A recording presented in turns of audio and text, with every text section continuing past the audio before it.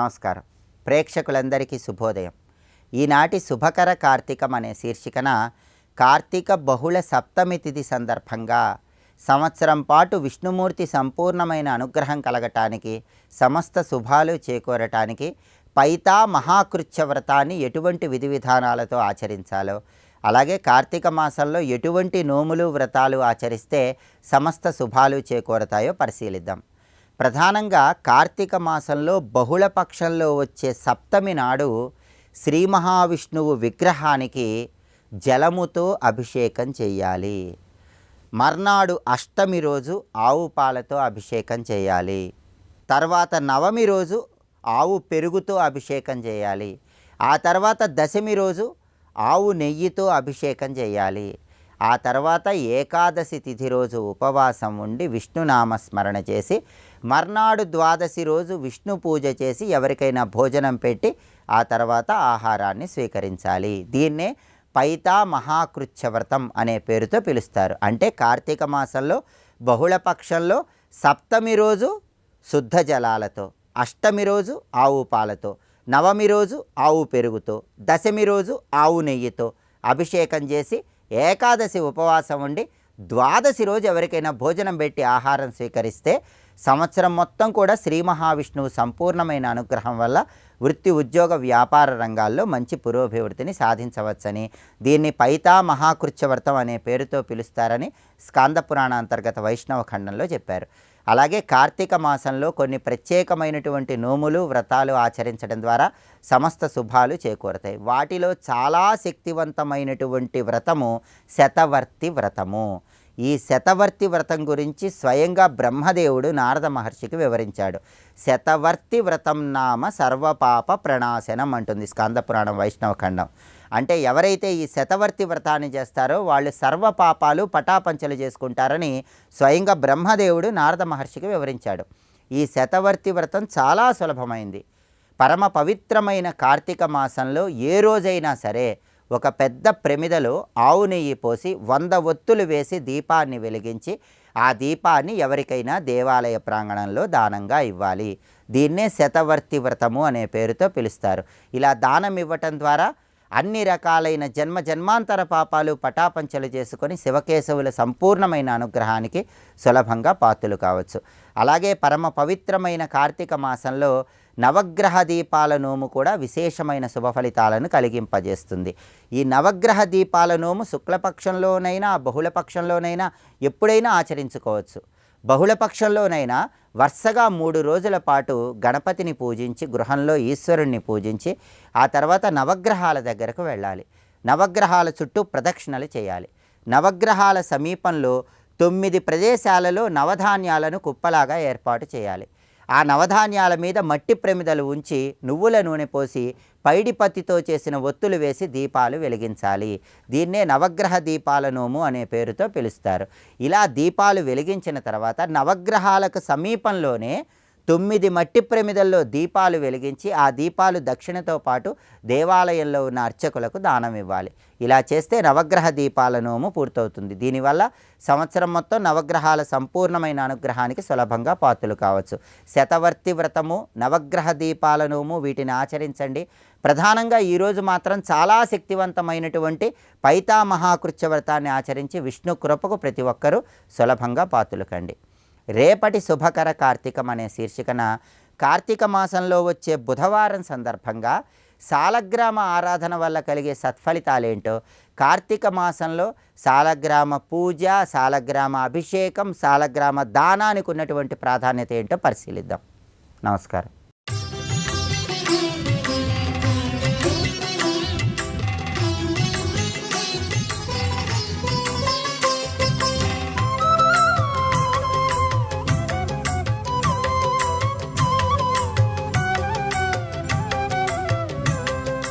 అమ్మ అనుగ్రహం వల్ల జపం చేయడం మొదలుపెట్టాను. జపించిన అమ్మ ఏమిటో ఋషులు తెలియజేశారు. అంటే మనం ఆరాధన చేస్తూ ఉంటే ఆరాధిస్తున్న తత్వం ఏమిటో అమ్మవారే గురువుల ద్వారా తెలియజేస్తారు. అది దీని యొక్క విశేషం. ఆ విధంగా నేను తెలుసుకున్నాను. తెలిసిన దగ్గర నుంచి నాకు పరమయా భక్త్యా అమ్మపై పరమభక్తి లభించింది, అనన్య భక్తి లభించింది. ఈ విధంగా అమ్మపై జ్ఞానం కలిగి, జ్ఞానం వల్ల భక్తి పెరిగి, ఆ భక్తితో నిరంతరం దివారాత్రం స్మరామి. ఎంత గొప్ప మాట అండి! ఇవేం పైపైన చెప్పడమా?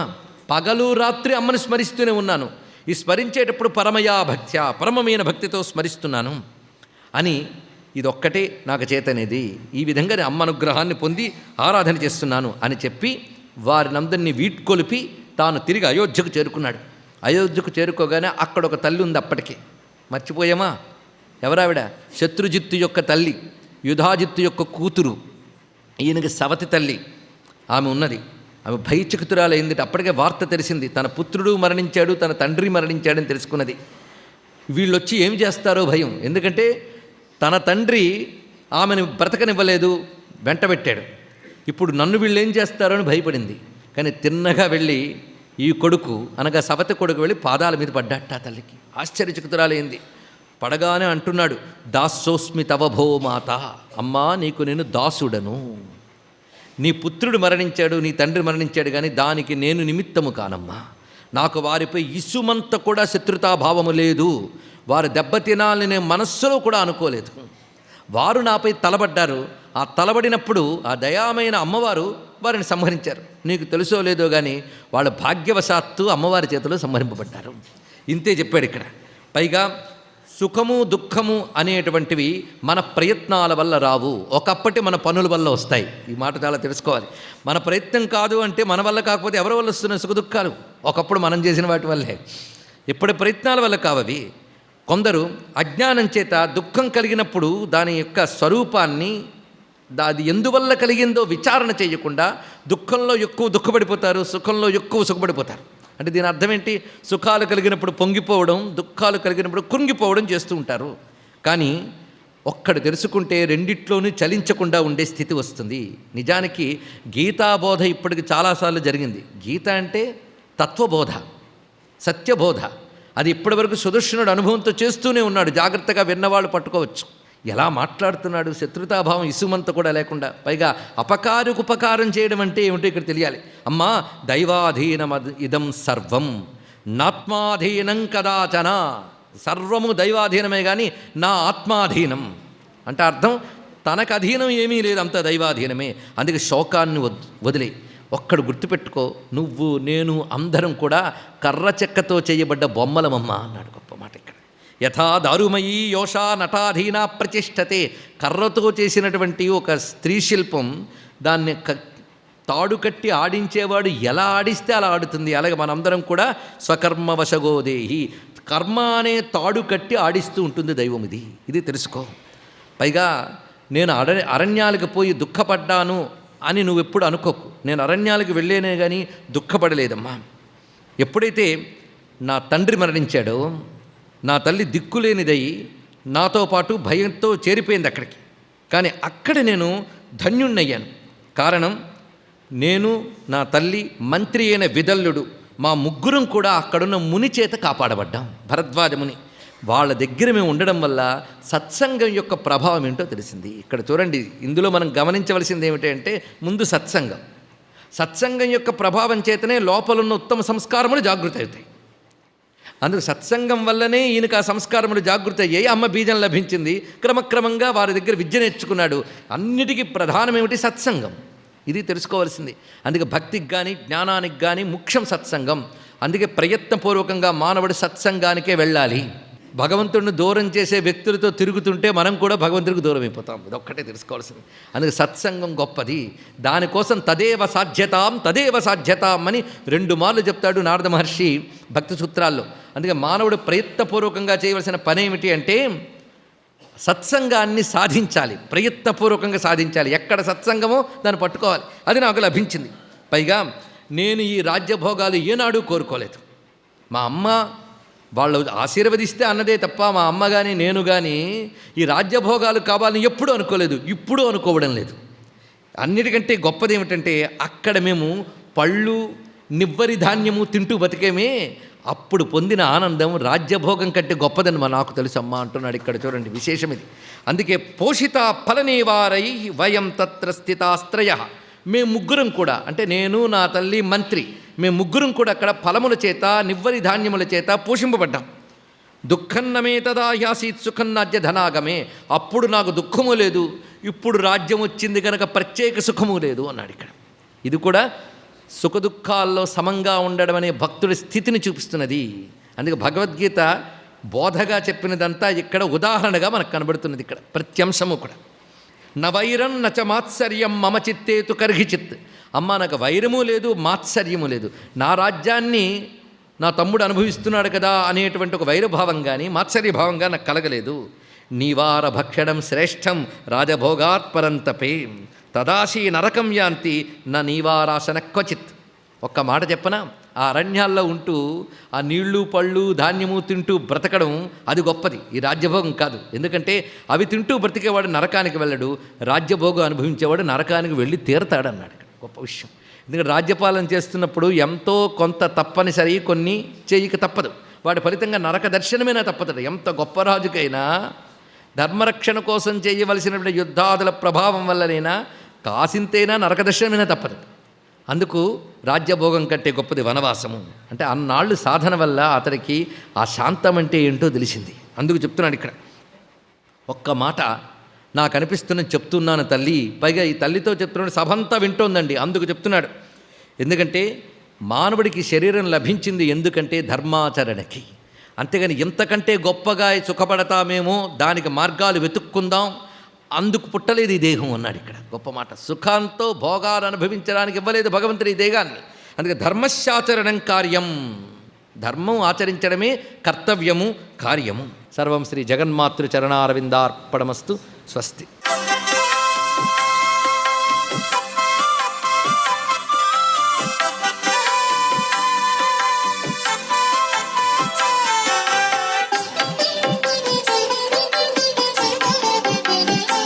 ఓం నమో నారాయణాయ. ఓం నమ శివాయ. శ్రీమాత్రే నమ. కార్తీక దామోదరాయ నమ. ఓం సాం శరవణ భవ అనేటువంటి మంత్రాన్ని ఈ కార్తీక మాస సందర్భంగా ప్రతి ఒక్కరూ కూడా ఈరోజు ధ్యానించాలి. అంతేకాకుండా సుబ్రహ్మణ్యేశ్వర స్వామి ఆలయానికి వెళ్ళి అక్కడ తేనెతో గనక అభిషేకం గనక చేసినట్లయితే సంగీతం, నాట్యం మొదలైనటువంటి కళారంగాలలో అభివృద్ధిని సాధించడానికి ఆస్కారాన్ని సుబ్రహ్మణ్యేశ్వరుడు శివపార్వతులతో కూడి మనకు ప్రసాదిస్తాడు అని చెప్పేసి శాస్త్రం. అంతేకాకుండా వండిన అన్నంతో గనక అభిషేకం గనక చేసినట్టయితే పరమాత్మకు ఆయన మనకు చేసేటువంటి వృత్తి ఉద్యోగాల్లో అభివృద్ధిని సాధించేందుకు వీలుగా తన దివ్యవంతమైన అనుగ్రహాన్ని ప్రసాదింపచేస్తాడు సుమ. అంతేకాకుండా కుంకుమ పువ్వు కలిపినటువంటి నీళ్లు, కుంకుమ పువ్వు గనక నీళ్లలో కలిపి ఆ నీటితో గనక శివాభిషేకము, సుబ్రహ్మణ్యాభిషేకము, ఇలా కుంకుమ పువ్వు నీళ్లతో గనక అభిషేకం గనక చేసినట్లయితే మనకి ఆరోగ్యం చాలా చక్కగా ఉంటుంది. అంతేకాకుండా సౌందర్యం కూడాను పెరుగుతుంది. అంతేకాదు అనారోగ్య బాధలన్నీ కూడాను తొలగిపోతాయి. ఆరోగ్యం కోసం ప్రతి ఒక్కరూ కూడాను ఈ కార్తీక మాసంలో పఠించవలసినటువంటి అద్భుతవంతమైన మంత్రం ఉంది. ఆ మంత్రం ఏంటంటే బాలాంబికేశ వైద్యేశ భవరోగ హరేతివా అనే మంత్రం. ఈ మంత్రాన్ని ప్రతినిత్యం ప్రతి ఒక్కళ్ళు కూడాను ధ్యానం చేయండి. ఎటువంటి అనారోగ్యాలు కూడా రానేరావు. అంతేకాదండి, పరమేశ్వరుడు అభయప్రదాత కదండి. ఆయన ముందు నుంచొని మాంభయాత్ సర్వతో రక్ష శ్రియం వర్ధయ సర్వదా శరీరారోగ్యం మే దేహీ దేవదేవ నమోస్తుతి అంటూ ఈ కార్తీక మాసంలో ఆ యొక్క పరమేశ్వరుణ్ణి గనక పూజించినట్లయితే సర్వవిధ శ్రేయోదాయకవంతమైన ప్రభావాన్ని పరమేశ్వరుడు మనకు ప్రసాదించి తీరుతాడు అంటోంది శాస్త్రం. సర్వే జనా సుఖినో భవంతు.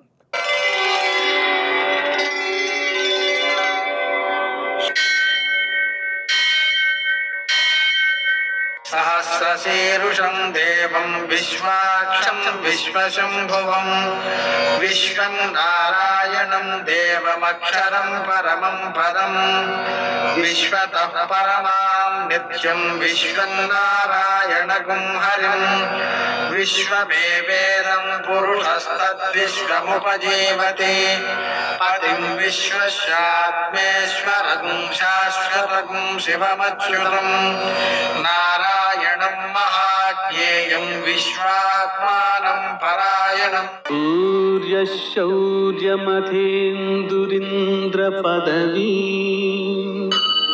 సన్మంగళం మంగళం.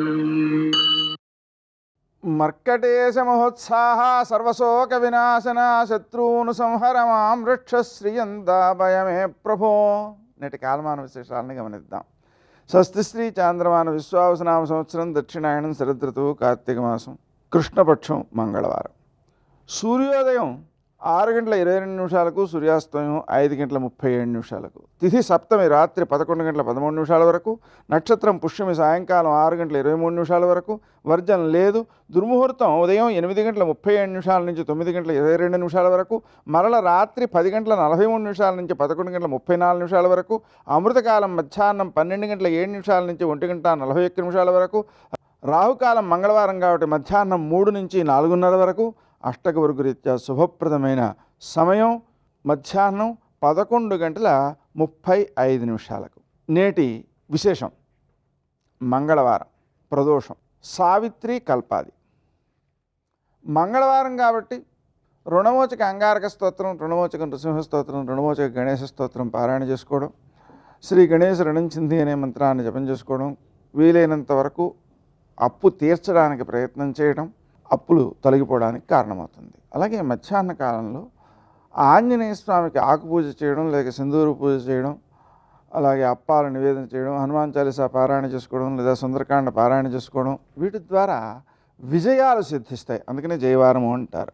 అలాగనే ఈరోజు ప్రదోషం ఉన్నందువలన సాయంకాలం సూర్యాస్తమయం నుంచి 1:12 సమయంలో శివారాధన చేయడం అత్యంత సత్ఫలితాలను ఇస్తుంది.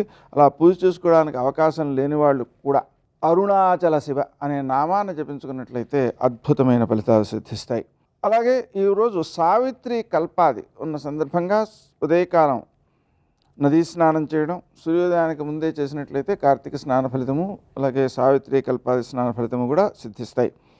అలాగే దానం చేయడము, పితృకార్యాలు చేయడము, అంటే పితృదేవతలకి తర్పణాలు ఇవ్వడం, అలాగే పిండ ప్రదానం చేయడం లాంటి కార్యక్రమాల వలన పితృల యొక్క అనుగ్రహం సిద్ధిస్తుంది.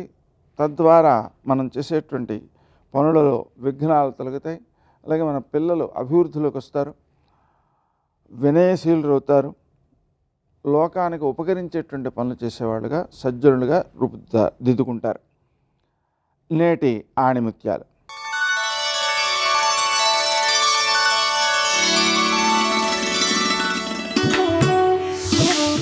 పని చేయాలనుకునే వారికి దారి దొరుకుతుంది, చెయ్యకూడదు అనుకునే వారికి సాకు దొరుకుతుంది.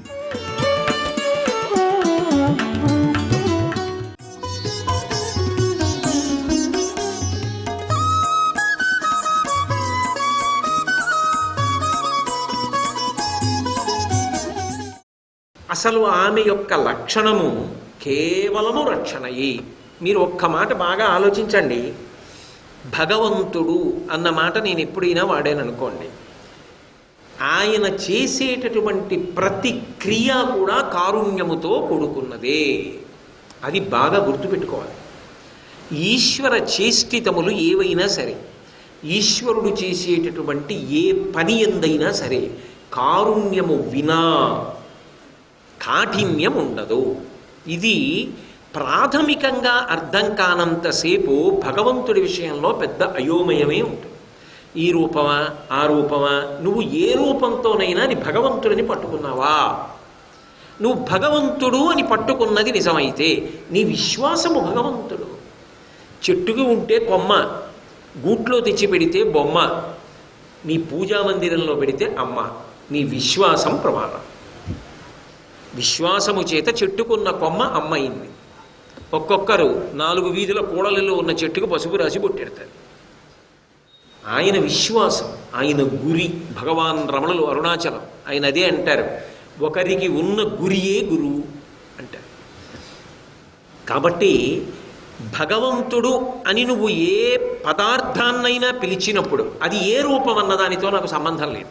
స్త్రీ పురుష నపుంసక మూర్తియును కాక తిరియక్కమర నరాది మూర్తియును కాక కర్మ గుణభేద సరసత్ప్రకాశి కాక వెనుక నందియుతానగు విభుతలంతు అంటారు పోతన గారు భాగవతంలో. స్త్రీయా పురుషుడా నపుంసకుడా ఎవరు అన్న దానితో సంబంధం లేదు. ఆయన భగవంతుడు అని నువ్వు అనుకుని నిజంగా త్రికరణ శుద్ధిగా నమ్మితే ఒక్కటి గుర్తుపెట్టుకో, ఆయన చేసిన ఏ చేష్టితమైన కారుణ్యముతో కూడుకున్నదే తప్ప దాని ఎందు కాఠిన్యం ఉండదు. అందుకే తేలిగ్గా అర్థం అవడానికి భగవంతుని యొక్క కర్తవ్యమేమి? సృష్టి స్థితి లయ. సృష్టి చెయ్యడం వెనక కారుణ్యం ఉంది. ఏమిటి కారుణ్యం? నేను చేసిన పాపములు కొండలుగా పడిపోయి ఉంటాయి, నేను చేసుకున్న పుణ్యములు కొండలుగా పడిపోయి ఉంటాయి. ఇప్పుడు ఆ పాపము పుణ్యము రెండు పోతే తప్ప నేను శరీరం పొందకుండా ఉండడం కుదరదు. ఎందుకనంటే ఇది ఒక సాధనము. ఇది ఉంటే తప్ప సుఖము దుఃఖము ఈ రెండు అనుభవించడం కుదరదు. సుఖము దుఃఖము మానసికంగా అనుభవించేస్తానండి, లేకపోతే ఏదో కల్లో పొద్దేశానండి అంటే ఎలా కుదురుతుంది? అనుభవించాలి. ఎప్పుడో ఏ కుక్కో పడుకుని ఉండగా తెలిసో తెలియకో ఓ కట్టె పెట్టి దాని కాలు మీద కొట్టారు. దాని మోకాలు ఎంత బాధపడిందో అది అలా ఈడుచుకుంటూ ఆ కాలు బాధపడింది. పాపం ఆ పాపం పోవాలా నా ఖాతాలోంచి? పోవాలంటే నాకు మోకాలు నెప్పెట్టాలి. నాకు మోకాలు నెప్పెడితే పాపం పోతోంది. నేను చేసిన పాపము పోవాలంటే నాకు మోకాలు నెప్పెడితే అక్కడితో ఆ గొడవ వదిలిపోతుంది. కాబట్టి సృష్టి ఇది ఇవ్వకపోతే ఎలా పోగొట్టుకుంటావు పాపం? దుఃఖాన్ని ఎలా అనుభవిస్తావు? అనుభవించడం కుదరదు. చేసిన పుణ్యం ఉంది, సుఖంగా అనుభవించేయాలి, అప్పుడు ఆ పుణ్యం పోతుంది. ఈ సుఖాన్ని దుఃఖాన్ని అనుభవించడానికి ఒక శరీరం ఉండాలా? ఈ శరీరాన్ని భగవంతుడు ఇవ్వడానికే సృష్టి క్రియ అంటారు. సృష్టి చేసి ఇస్తుంటాడు శరీరాన్ని. అది ఆయన అనుగ్రహం. ఆయన శరీరాన్ని అందుకు ఇస్తున్నాడు. అందున మనుష్య జన్మ గొప్పది. ఎందుకని? గురువుగారిని శాస్త్రాన్ని పట్టుకొని తత్వాన్ని అవగతం చేసుకోగలవు, జీవితాన్ని ఒబ్బిడి చేసుకోగలవు, మంచి కార్యములు చెయ్యగలవు, సత్సంకల్పములు చెయ్యగలవు, భగవన్నామం చెప్పుకోగలవు, దాని చేత పుణ్యమును సముపార్జించుకోగలవు. ఒక స్థితికి వెళ్ళిపోతే నాకు పుణ్యము వద్దు పాపము వద్దు అని చెప్పి చేసినటువంటి సత్కర్మల యొక్క ఫలితంగా మనుష్యుడు పొందినటువంటి పాత్రత వలన పరమేశ్వరుడు ఇచ్చినటువంటి జ్ఞానము కారణముగా చేసుకున్న పాపపుణ్యములన్నీ దగ్ధమైపోతే ఇక అనుభవించడానికి పాపము పుణ్యము రెండూ లేవు కనుక ఇక పునర్జన్మ పొందవలసిన అవసరమే ఉండదు. అది చివరిసారి శరీరం పోతుంది. అంటే మోక్షం, విడుదల, జనన మరణ చక్రము నుండి విడుదలైపోయాడు. కాబట్టి మనుష్య జన్మ గొప్పది. సృష్టి ఏమిటో దిక్కుమాల గొడవ నీందుకు పుట్టిస్తాడో కాదు, కారుణ్యము. ఒకప్పుడు కంచి కామకోటి పీఠాధిపత్యం వహించిన చంద్రశేఖరేంద్ర సరస్వతి స్వామివారి దగ్గరికి వెళ్ళి అంతేవాసులు ఒక మాట అన్నారు. అయ్యా మీకు పూర్వాశ్రమంలో ఒక్కగానొక్క చెల్లెలు, ఆవిడ పేరు లలితాంబ, ఎన్ని కష్టాలు పడుతోందో మహాతల్లి. మీకు చెప్పకుండా ఇస్తే మీరు కోప్పడతారు, మీరు ఓ అనండి, ఆవిడికి మేము అందరం ద్రవ్య సహాయం చేస్తూ ఉన్నారు. ఏ మార్గమును నమ్మిన వాడికి ఆ మార్గం మీద నమ్మకం ఉండడమే శ్రద్ధ. అంతేకాని ఒకడి శ్రద్ధని విమర్శించే హక్కు ఇంకొకడికి ఎలా ఉంటుంది? ఆయన ఉన్నదే ఆ మార్గంలో. ఆయన ఒక్క క్షణం కళ్ళు మూసుకుని అన్నారు, చేసిన పాపాన్ని దరిద్ర రూపంలో అనుభవించేస్తోంది, అడ్డెందుకు పడతారు? అనుభవించేనివ్వండి, ఈ జన్మతో పోతుంది, ఉత్తర జన్మలలో సంతోషంగా ఉంటుంది, అడ్డెళ్ళకండి అన్నాడు. అది ఆయనకి శాస్త్రం మీద ఉన్న నమ్మకం. అది మనకి లౌకికంగా ఆలోచిస్తే అలా అండం ఏమిటి అనిపించవచ్చు. కానీ శాస్త్రాన్ని నమ్మిన వ్యక్తిగా, చెప్తున్న వ్యక్తిగా, మఠాధిపతిగా ఆయన అదే పూనికని ప్రదర్శించారంతే. కాబట్టి సృష్టి కారుణ్యము, స్థితి, ఓ శరీరం పెరగాలి, కొంతకాలం ఆరోగ్యంగా ఉండాలి. మరి పాపమునకు ఫలితం వచ్చినప్పుడు అనారోగ్యము రావాలి. నీకేమో చాలా గౌరవాలు పొందినప్పుడేమో భగవంతుడు ఉన్నాడా? నీకు ఏదైనా కొంచెం కాలు నొప్పో నడ్డి నొప్పో వస్తే భగవంతుడు లేడా? అలా ఎలా కుదురుతుంది? ఆ ఉన్నవాడు అది ఇచ్చాడు, ఆ ఉన్నవాడు ఇది ఇచ్చాడు అనాలి. అలా అంటేనే ఉన్నాడని లెక్క. అంటే నీకు బాగా చేసి పెడితే ఉన్నాడు, లేకపోతే లేదా? అలా ఎలా కుదురుతుంది సిద్ధాంతం? అలా కుదరదు కదా. కాబట్టి స్థితి నిలబెడుతున్నాడు, తినడానికి అన్నం ఇచ్చినవాడు ఎవరంటే ఆయనే కదా, బియ్యం రూపంలో. ఉడకడానికి నీళ్ళు ఇచ్చినవాడు, అగ్నిని ఇచ్చినవాడు ఆయనే, ఉడకబెడుతున్నవాడు ఆయనే. ఇన్ని చేస్తున్నవాడు లేడండం ఎలా కుదురుతుంది? వాడు లేడంటే వాడు నిన్ను ఆపేస్తున్నాను, ఊపిరి ఆపుతున్నాను అన్నప్పుడు ఊపిరిని కొనసాగించుకోగలిగిన వాడు ఇప్పటివరకు ఎవడైనా ఉన్నాడా లోకంలో? 1,000,000 మంది వైద్యులు కూడి వచ్చినా కానీ మరణమయ్యడి వ్యాధి మాన్పలేరు. కాబట్టి ఉన్నాడని నమ్మడం ధర్మం, ఉన్నాడని నమ్మడం భక్తుడి యొక్క విశ్వాసం. కాబట్టి స్థితి నిలబెట్టడంలో కారుణ్యం ఉంది, లయ పడగొట్టడంలో కారుణ్యం ఉంది. వృద్ధుడైపోయాడు, ఏమీ చేయలేకపోతున్నాడు ఇంకా శరీరంతో. ఆ శరీరం సహకరించట్లేదు పాపం ఆయనకి, ఏ పని చేయడానికి అది ఉపయుక్తం కావట్లా. కానీ అమాయకుడు ఇంకా దాన్ని పట్టుకుని ఉండాలనుకుంటాడు. ఏం చేస్తాడు అందులో ఉండి? ఏమి చేయలేడు. ఆయనకి మాత్రం ఇంకా అందులోనే ఉందామని ఉంది. చెంచాడు అన్నం తింటే అరగదు, మళ్ళీ దానికి 30 మాత్రలు వేసుకోవాలి, 3 చెంచాల మాత్రలు వేయాలి. అయినా ఉండాలనుకుంటున్నాడు. రోగగ్రస్తం, ఇంట్లో వాళ్ళు కూడా ఏదో వెళ్ళిపోతే బాగుండు అంటున్నారు. ఆయన చేతిలో ఉందా పాపం? కానీ అందుకే సనాతన ధర్మంలో గొప్పతనం ఏమిటంటే మృత్యువు దేవత. ఇప్పుడు భగవంతుడు దయతో విడిపించేస్తాడు. వద్దురా నాన్న, ఇచ్చాను, మంచో చెడు, పాడు చేసుకున్నావో ఉపయోగించుకున్నావో అయిపోయింది. ఇంక ఇప్పుడు నీకు అది ఉపయోగపడదు, అది పెద్దదైపోయింది. మరి ఈశ్వరుడు దయతో తీసేస్తాడు. తీసేసిన వాడు తీసేసి ఊరుకుంటున్నాడా?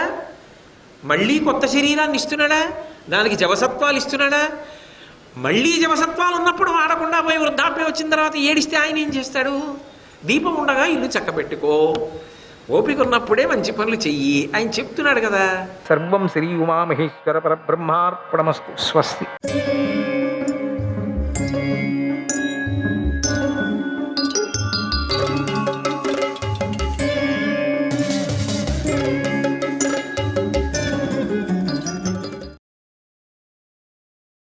ఓ నాగులారా, మా తల్లిని దాస్యం నుండి విడిపించుకోవాలంటే నేనేం చేయాలి చెప్పండి? తట్టుకోలేక అడుగుతున్నాడు పాపం. ఈ దాస్యం విముక్తి చేయించాలా? మీకేం చేసి పెట్టాలా చెప్పండి? మీకు ఏం తీసుకొని వస్తే మీకు ఇస్తే మా తల్లికి విముక్తి కలుగుతుందో చెప్పండి. మిమ్మల్ని ఎక్కడ వెళ్ళి తీసుకుపోవాలా? ఏం చేయాలా చెప్పండి? మీకేం సంతోష పెట్టాలా చెప్పండి? చేయక తప్పదు, చేస్తాను అని అడిగాడు. అప్పుడు నాగులు తమలో తాము ఆలోచించుకొని వినతా కుమారుడితో మీటింగ్ పెట్టుకుంటాం, కాస్త చూస్తాము, రేపు పొద్దున్న చెప్తాంలే అన్నారట. రేపు పొద్దున్న చెప్తాంలే అందరూ కలుసుకొని మాట్లాడుకున్నారంతా. ఏం చేస్తే మంచిదని ఒక రహస్యం వాళ్ళలో ఒకటి బయలుదేరింది. ఏం రహస్యం? తమలో తాము ఆలోచించుకున్నారు. వినత కుమారుడితో చెప్తున్నారంతా. మీటింగ్ అయిపోయింది. ఓ వైనతేయ, ఓ పని చేయి, మాకు ఆహారంగా అమృతాన్ని తెచ్చిపెట్టు. వీళ్ళ తలకాయ అమృతం కావాలట వీళ్ళకి, అమృతం కావాలట వీళ్ళకు. ఇక అమృతం ఏమైనా తాగి దీని చచ్చిపోతే ఇంకా కష్టం ఏమిటండి? దాని నుంచి ఇక విషం కక్కుతుంటే ఎంత కోట్ల జనం చచ్చిపోతారో. అమృతాన్ని తెచ్చిపెట్టు, అప్పుడే నీ తల్లికి నీకు దాసిత్వం నుండి విముక్తి కలుగుతుంది. పో, పొద్దున కనపడిపో అన్నాయట. ఏం చేస్తావు? శ్రీకృష్ణ పరమాత్మనే నమః. 28వ అధ్యాయం. సర్పాలు అమృతం తీసుకొని రమ్మన్నాయి అనేటువంటి విషయాన్ని గరుత్మంతుడు తన తల్లి అయినటువంటి వినతాదేవికి చెప్పి ఇలా అన్నాడు. అమ్మా, ఇదేంటమ్మా, నాకు ఇది కర్మ. అమ్మా, నన్ను ఆశీర్వదించు. ఏమన్నా కానీ నిన్న దాసి నుండి విముక్తిని చేయగలను. దాసి విముక్తి చేయకపోతే నా చేత కాదు, నేను చూడలేను.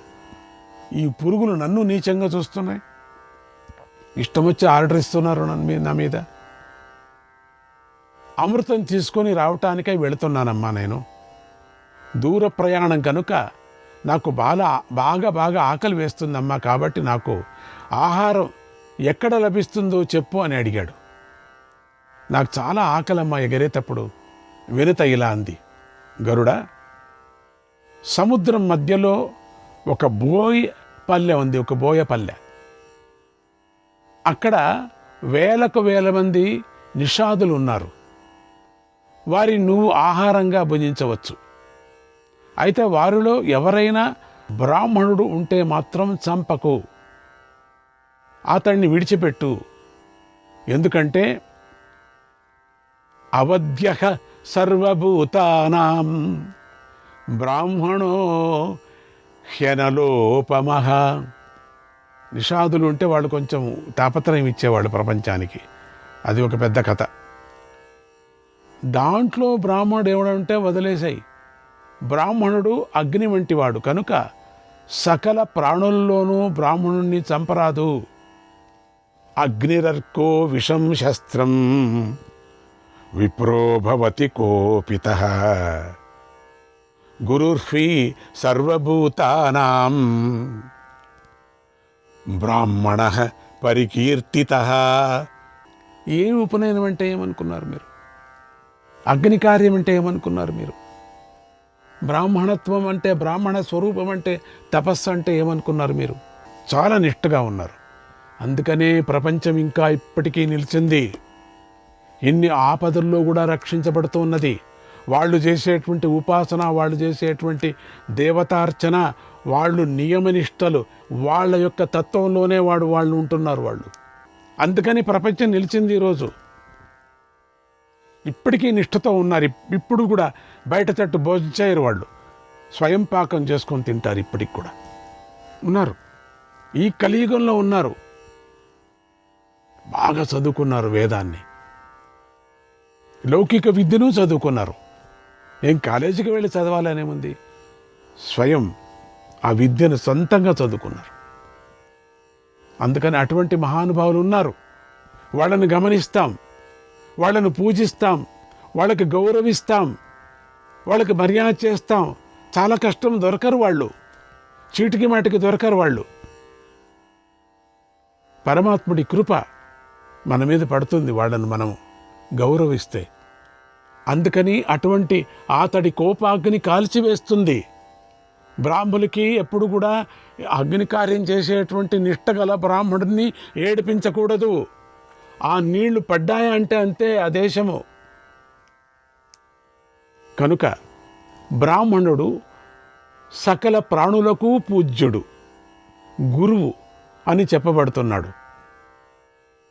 ఇప్పటికీ కొన్ని రాష్ట్రాల్లో లోపల ఉండేటువంటి పల్లెల్లో బ్రాహ్మణ పూజ, బ్రాహ్మణ మర్యాద అంటే ఎంతో అద్భుతంగా ఉంది. ఉత్తమమైన వేద పండితుడు వస్తుంటే లేచి నిలుచుంటారు. అది నేను 2 కళ్ళారా నేను అనుభవించాను. మన అదృష్టం అటువంటి వాళ్ళు ఉండటంతోనే మనమంతా ఈరోజు ఉన్నాం. అందుచేత ఇక్కడ చూడండి, అందుకే ఆ గరుక్మంతుడికే చెప్తున్నది తల్లి, జాగ్రత్త, బ్రాహ్మణుల జోలికి వెళ్ళొద్దు, ఎవరినైనా తిను, నువ్వు వాళ్ళని మాత్రం తినొద్దు. అందుచేత ఎప్పుడూ అతన్ని ఆదరించాలి నాయన. కోపం వచ్చినా కూడా అతన్ని చంపకూడదు. నీకేదైనా నీకు నొప్పి చేసినా కూడా నువ్వు మాత్రం వాడికి నొప్పి చేయొద్దు.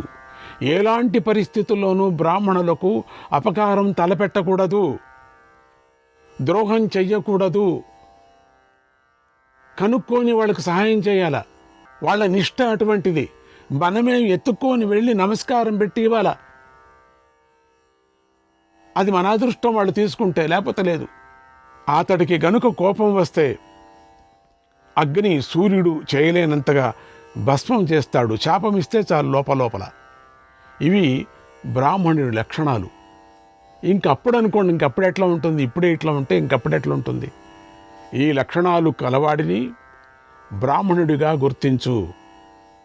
అతడు అన్ని ప్రాణుల్లో మొట్టమొదటిగా పుట్టాడు. అందుచేత అందరికీ తండ్రి, గురువు అయి ఉన్నాడు అన్నది వినత. ఇక అక్కడి నుంచి వచ్చిన స్టేట్మెంట్ అత్యద్భుతమైనటువంటి గరుక్మంతుడు తల్లి చెప్పింది. ఆ స్టేట్మెంట్ ఇంక దానికంతే ఏముంది? కశ్యపుడి యొక్క నియమం అటువంటిది. గరుక్మంతుడు ఇలా అడిగాడు, అమ్మా అతడు ఎలా ఉంటాడు? అతడి ప్రవర్తన ఎలా ఉంటుంది? అతడి పరాక్రమం ఎలా ఉంటుంది? ఇక ఆ బ్రాహ్మణుని గురించి అడగాల అనిపించింది గరుక్మంతుడికి. అతడు అగ్నిలాగా వెలుగుతూ కనిపిస్తాడా? లేదా చంద్రుడిలాగా చల్లగా కనిపిస్తాడా? ఇతడే బ్రాహ్మణుడు అని నేను ఎలా గుర్తించాలో తల్లి? నాకు ఒక ఉపాయం చెప్పు తల్లి. వినత, ఎందుకంటే అక్కడ కొంచెం తప్పు చేసిన వాళ్ళని మాత్రం అక్కడ పెడుతుంటారు. వినత ఇలా అన్నది, నాయనా, నువ్వు నిషాదులను మింగినప్పుడు నీ గొంతులోకి పోకుండా అగ్నిలాగా బగబగబగ కాల్చివేస్తూ ఉంటాడు. అటువంటి వాడిని బ్రాహ్మణుడిగా గుర్తించు. లోపలికి దిగడు, ఇక్కడ నీకు కాలుస్తూ ఉంటాడు. ఇక్కడ నీ కోపం వచ్చినా అతన్ని చంపొద్దు. పొట్టలోకి వెళ్ళినా జీర్ణం కానివాడే బ్రాహ్మణుడని తెలుసుకో. కొడుకు సాటిలేని పరాక్రమాలు కలవాడని ఆ తల్లికి బాగా తెలుసు. అయినా కూడా పుత్ర ప్రేమతో అనురాగంతో ఆశీర్వదించి ఇలా అంది, నాయనా, నీ రెక్కలను వాయుదేవుడు కాపాడుగాక, నీ వీపును సూర్యచంద్రులు రక్షించుగాక, నీ శరీరాన్ని అష్టావసులు రక్షించురుగాక. నేను ఇక్కడ ఉండి నీకు మేలు జరగాలని, నీకోసరమే ఎలాంటి విఘ్నాలు లేకుండా నువ్వు కార్యసాధకుడివై తిరిగి రావాలని దైవాన్ని ప్రార్థిస్తున్నానని ఇక్కడే ఉంటా. నేను ప్రయాణంలో నీకు సకల శుభాలు కలుగుగాక. నీ ఇష్ట ప్రకారమే కార్యాన్ని సాధించుకొని తిరిగిరా నాయనా అని ఆశీర్వదించింది. తల్లి మనస్సు ఇలా ఉంటుంది చూడండి. ప్రయాణానికి కానీ లక్ష్య సాధనకు కానీ బయలుదేరి వెళ్ళేటప్పుడు పెద్దల వద్ద ఆశీర్వచనం తీసుకొని వెళ్ళాలని ఈ ఘట్టం బాగా తెలుపుతుంది. అట్లా వెళ్ళిపోతాం, హలో వెళుతున్నానని ఆశీర్వాదం ప్రత్యక్షంగా చూసి ఆశీర్వాదం తీసుకోవాలని చెప్పారు. గరుక్మంతుడు తల్లికి నమస్కరించాడు. తల్లి ఆశీర్వాదం పొందాడు. రెక్కలను విదిలించి ఒక్క ఊదుటును ఆకాశంలోకి ఎగిరాడు. మార్గమధ్యంలో బాగా ఆకలి మీద ఉన్నటువంటి ఆ గరుక్మంతుడు ఆ నిషాదులను యముడైపోయి వారి దగ్గరకు చేరాడు. గరుక్మంతుడు వారిని సంహరించే సమయంలో భూమి నుండి ఆకాశం దాకా దుమ్ము పైకి రేగింది. సముద్రంలో నీరు ఎండిపోయింది. అక్కడ ఉన్న చెట్లు అన్నీ కంపించిపోయాయి. నిషాదులు పారిపోతుంటే గరుక్మంతుడు తన నోరును పెద్దగా తెరిచాడు. వారి మార్గాన్ని అడ్డగించాడు. అందరూ గరుడికి నోట్లోకి ప్రవేశించారందరూ. ఆ గరుడి వేగాన్ని ఎవరూ తట్టుకోలేకపోయారు. అంత విపరీతమైనటువంటి వేగము.